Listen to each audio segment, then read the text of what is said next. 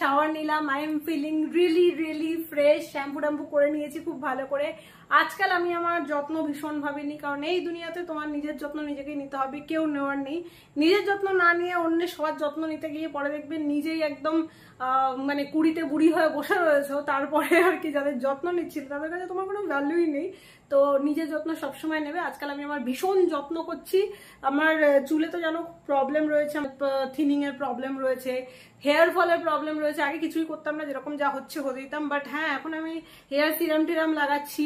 তারপর আমার পিম্পলস এর সমস্যা ছিল, যেটা আমার অনেকটা এখন রিডিউস হয়ে গেছে। পিম্পলস এর থেকেও সমস্যা হচ্ছে, পিম্পলস তো এক জিদ্দি, তার থেকেও মানে বেশি জিদ্দি হচ্ছে ডার্ক স্পট। একবার চলে আসলো যেই আর যেতেই চায় না। আমি যেহেতু বাইরে রোদ্দুরে ঘুরি, তার মধ্যে আমার একনি কমে যাওয়ার পরে সেই স্কার্স গুলো রয়ে যায়। তারপর পলিউশন, বিভিন্ন কারণ, স্ট্রেসে ছিলাম, এখনো নেই বলবো না, আছি। তার জন্য হরমোনাল কিছু চেঞ্জেস হয়, ওর জন্য চেঞ্জেস হয়, মাঝে মাঝে না তুতলে যায় বলতে বলে, তো চেঞ্জেস হয়। ওর জন্য একনি স্কার্স গুলো যেতেই চায় না, মানে ডার্ক স্পটের প্রবলেম বেসিক্যালি, সেগুলো স্কিনের মধ্যে থেকে যায়। সেটাকে দেখতে খুব বাজে লাগে, স্কিনটা ইভেন টোন লাগে না।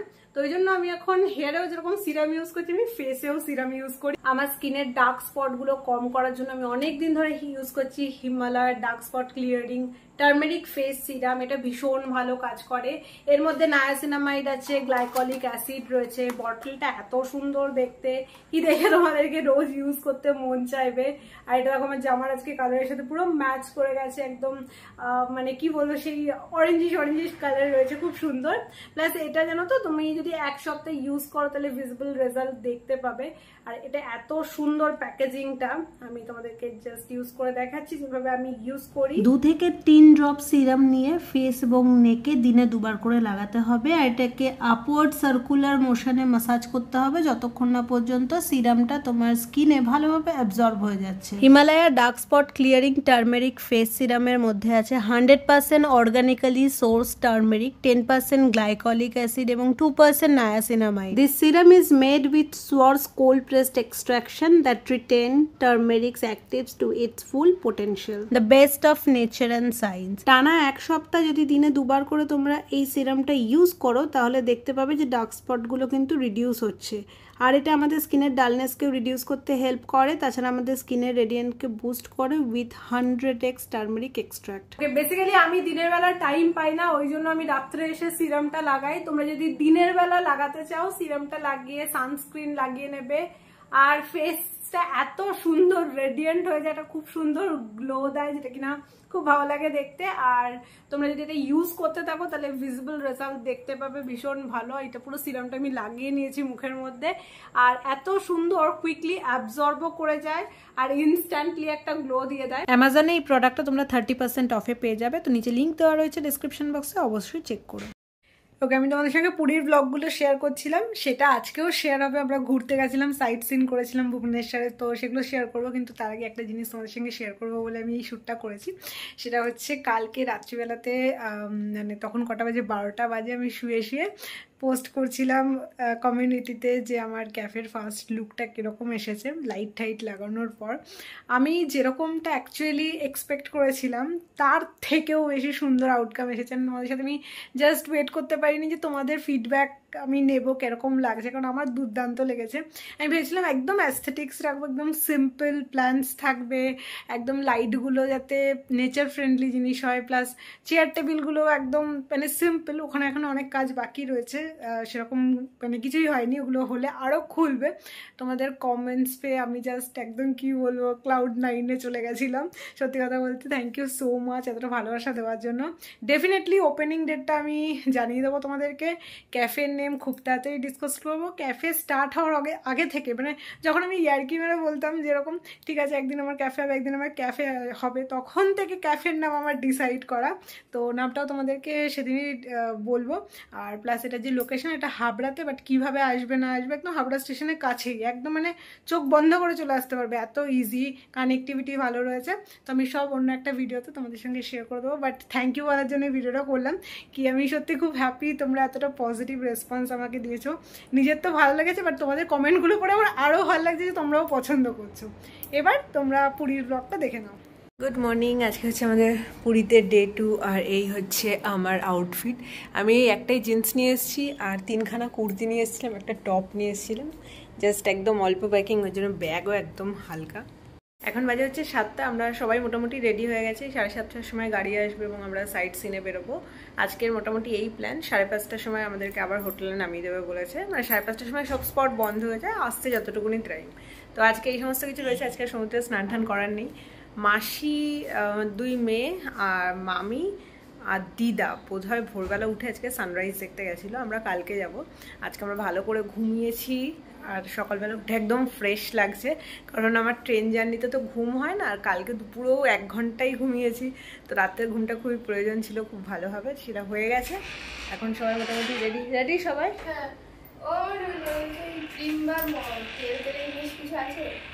আছে আছে। আমি একটা এক্সট্রা ব্যাগের মধ্যে করে এনেছিলাম, এটাতে আমার যা সমস্ত শপিং হয়েছে সেগুলো চলে যাবে। আর এটাই আউটফিটের সাথে খুব ভালো যাচ্ছে। No get ready with me, just নিজে নিজে রেডি হয়ে গেছে। আর অনেকদিন পর আজকে আইলাইনার পরেছি, লিপস্টিক পরেছি একটু ডার্ক করে, বেশ ভালো লাগছে। সো ইয়া, এই যেটা আমাদের গাড়ি আজকের জন্য। সবাই রেডি হয়ে গেছে, অনেকক্ষণ বসে রয়েছে, গাড়ি এসেছে 15 মিনিট লেটে। Good morning. Good morning. ঘুমে গেছে? জুতো পেয়েছো খুঁজে? দিদা বলছে দেখ আমি জুতো এনেছি। আমি বলছি এটা খুঁজে এনেছো? দেখ বলছে হ্যাঁ সকালবেলা গেছিলাম। তা বলছি খুঁজে না রে, কিনে এনেছি। আমি তো অবাক হয়ে গেছিলাম। ঢুকে যাও, পেছনে যাও, দে বন্ধ কর। কেন নি?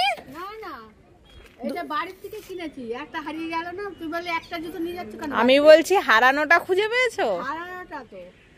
এটাই খুঁজে পেয়েছো? সমুদ্রে যেটা নিয়ে গেছিল ওটা খুঁজে পেয়েছো? আবার দিদা সামনে চলে আসলো, কারণ শাড়ি পরে পেছনে বসতে পারবে না, একটুখানি। আর আমি সামনে বসছি। বাহ, স্পেসিয়াস। সেট সবাই? সেট। মামি বসেছো? নতুন কিনে এনেছি? হ্যাঁ, আমি তো ওটাই জিজ্ঞেস করছিলাম বারবার করে। হারানোটা খুঁজে পেয়েছো? বিশাল ব্যাপার তো।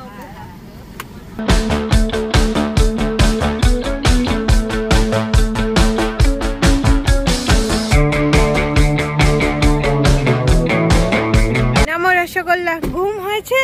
ওরে বাবা, তাকাতেই পারছি না। সরে যাও, এটা বন্ধ করি। আচ্ছা, আমাদের ফার্স্ট স্পট হচ্ছে চন্দ্রভাগা সি বিচ। এই অপোজিটে দেখতে পাচ্ছি, এখানে প্রচুর ট্যুরিস্ট বাস রয়েছে। বাট আমরা যেহেতু 9 জন রয়েছি বলে আমরা একটা কারই করে নিয়েছি, কারণ প্রাইস অলমোস্ট সেম। হয়েছে? সবার ঘুম হয়েছে? গুড মর্নিং হয়েছে?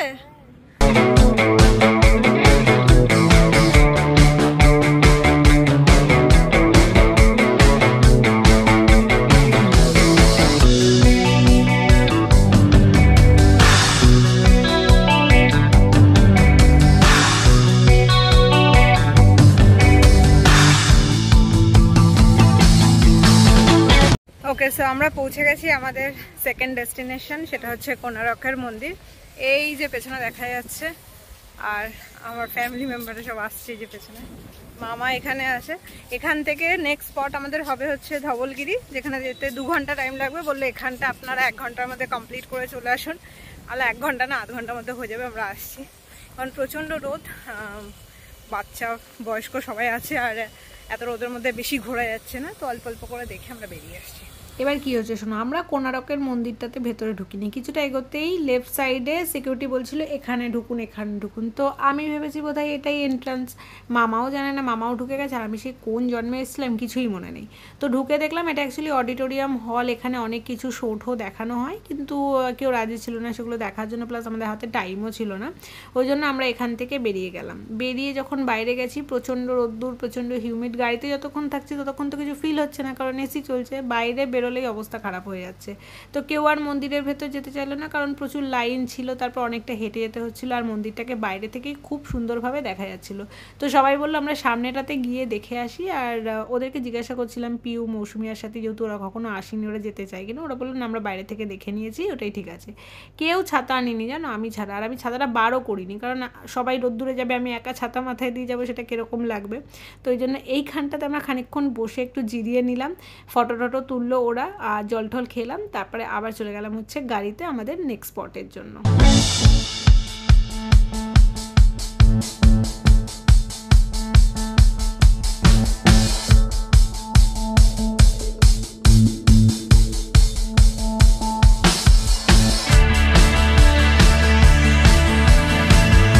ওকে, আমরা চলে এসেছি এখন ধলিতে শান্তি স্তূপা। সবাই নামছে গাড়ি থেকে, সবার খুবই ঘুম ঘুম পেয়েছে, আমারও একটু চোখ বন্ধ হয়ে এসেছিল লাস্টে। এই জায়গাটা খুব সুন্দর, পুরো নিচের দিকটা মনে হলো যে পাহাড়ের ওপরে উঠছি। আর হ্যাঁ, মানে এটা অ্যাকচুয়ালি একটু উপরের দিকে, এখন উপরে যাব। এই স্পটটাতে আমি এর আগে কখনো আসিনি, আর আমি নন্দনকাননও যাইনি, তো আজকেই দুটো জায়গায় ঘুরবো। এখানে এসে সব ফটো সেশন চলছে, ওপরে আরো জায়গা আছে তোলার। চলো দা, ও যেখানে যেখানে দাঁড়াচ্ছে সেখানে সেখানে তুলছে।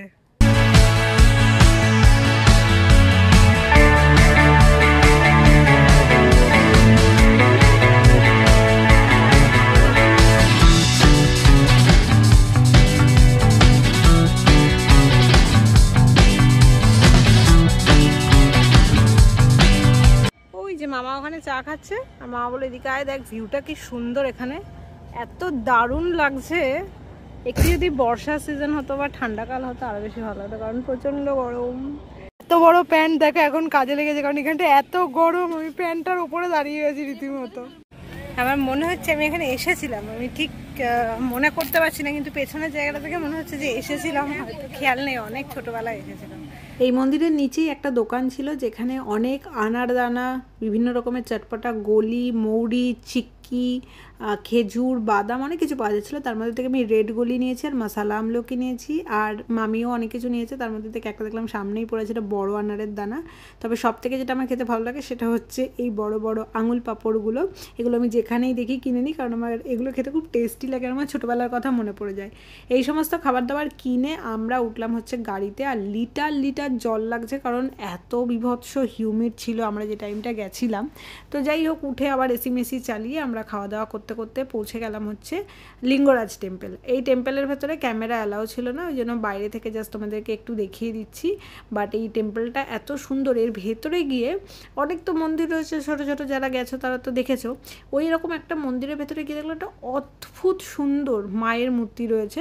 সেই মা একটা জায়গায় একজন দেবতা রয়েছে, যেটা কিনা খুবই ভালো লেগেছিলো। তারপরে আমরা চলে এসেছিলাম নন্দনকাননের একদম সামনে, লাঞ্চ টাইম হয়ে গেছিলো, তো আমরা লাঞ্চে একটা থালি নিয়ে নিয়েছিলাম।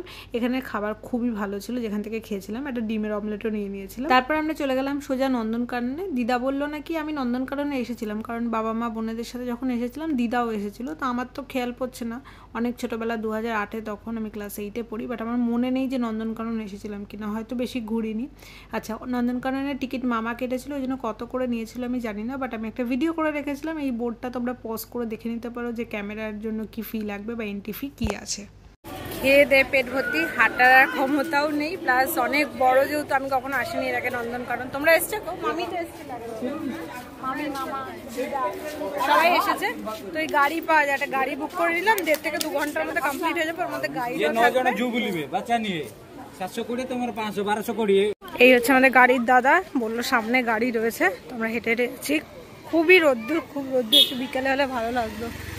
আর এই যে আমাদের সবাই বাড়ির লোক আসছে পেছনে হেঁটে হেঁটে।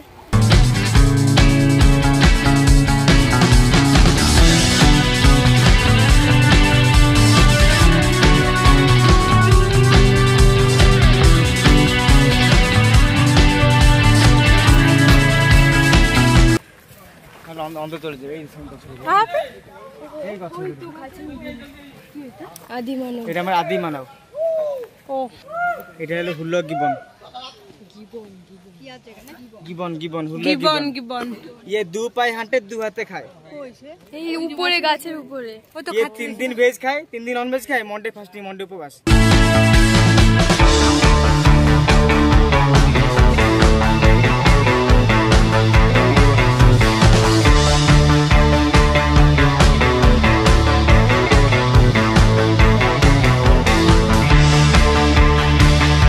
কত রকমের যে সাপ দেখলাম বাবা, আর কি সুন্দরভাবে এরা রেখেছে, ওপর থেকে আবার জলে স্প্রে করছে যাতে সাপদের থাকতে অসুবিধা না হয়। এরকম যদি আমাদের চিড়িয়াখানাতেও হতো তাহলে আমাদের চিড়িয়াখানাটা একটু বেটার হতো। আর আমাদের যে গাইড দাদা রয়েছে সে এত ফানি, একটা চন্দ্রবড়া সাপ দেখিয়েছে, দেখিয়ে বলছে স্লো পয়জন করে। আর একটা কী সাপ দেখালো, দেখিয়ে বলছে এর কোনো মেডিকেল খরচা নেই, যাকে কাটবে, কারণ 2 মিনিটেই শেষ। আচ্ছা, এখানে গাড়ি চেঞ্জ হতে থাকে, মানে গাড়ি তোমাকে এক জায়গায় ড্রপ করাবে, আমরা ঘুরে দেখবো, ততক্ষণ আবার যে গাড়ি ফাঁকা হয়ে এসে দাঁড়াবে সেই গাড়ি আবার তোমাকে নিয়ে যাবে। হয়েছে, কে আসেনি? কে আসেন দিদা কে যাতে এরকম প্লাস্টিকের বটল ভেতরে না ফেলে দিয়ে যায় তার জন্য কি করে এই বটলটাতে একটা স্টিকার লাগিয়ে নিতে হয়, তার জন্য 50 টাকা জমা দিতে হয়। আর এই বটলটা দেখালে আবার তাকে 50 টাকা ফেরত দেওয়া হবে।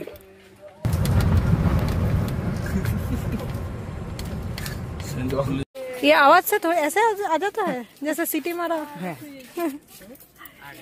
অদ্ভুত ভাবে একটা সিটি দিল, বলছে বাঘ আসবে, দাঁড়াও। আর খানিকক্ষণ বাদে দেখছি ওখান থেকে বাঘ আসছে। নাম হলো সম্রাট। সম্রাট 9 বছর 9 বছর বয়স। কি সুন্দর সিটি দিল দেখো, আর চলে এসছে। ওই বাবা কি সুন্দর দেখতে, তুই টুকটুক করে চলে এসছে, দেখেছো সিটিটা বেরোতে কত বড়। इसके 3 साल में शादी होता है और 5 साल में वोट देते हैं। वोट भी देता है? 5 साल में वोट देता है, 3 साल में शादी होती है। नासंती हीरा ये छोटा बेबी एलिफेंट है, इसके ये भी नर्सरी स्कूल में, नर्सरी स्कूल नर्सरी नाम है अभिमन्यु। हाँ नर्सरी स्कूल। আচ্ছা ওদের বাচ্চাও আছে, নার্সারি স্কুলে পড়ে। হ্যাঁ হাতিদের নার্সারি স্কুল। इसका नाम है अभिमन्यु। अभिमन्यु 6 महीने का एलिफेंट, 6 महीने 6 মাসের। 6 मास का। अच्छा अभी देखे 9 महीने टाइगर देखे, छोटे बेटा 9 महीने। ওই নুকিমণি আসো আমার কাছে আসো বাবা। এই যে লাইন দিয়ে ঘুরে গেছে। আমার কাছে ভোট দাও। তো নেই যাবি। এটা সিংহটা, এটা সিংহ।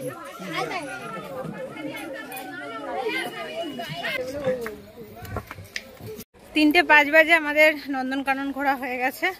বাকি যেগুলো আছে আমরা গাড়ি থেকে দেখে দেখে নিয়েছি। আর দাদাটা এত ভালো যে পড়েছিল, আমি নাম জিজ্ঞেস করলাম, বললো সুভাষ, তোমরা আসলে এখানে জিজ্ঞাসা করতে পারো গাইড ফিক্স করলে।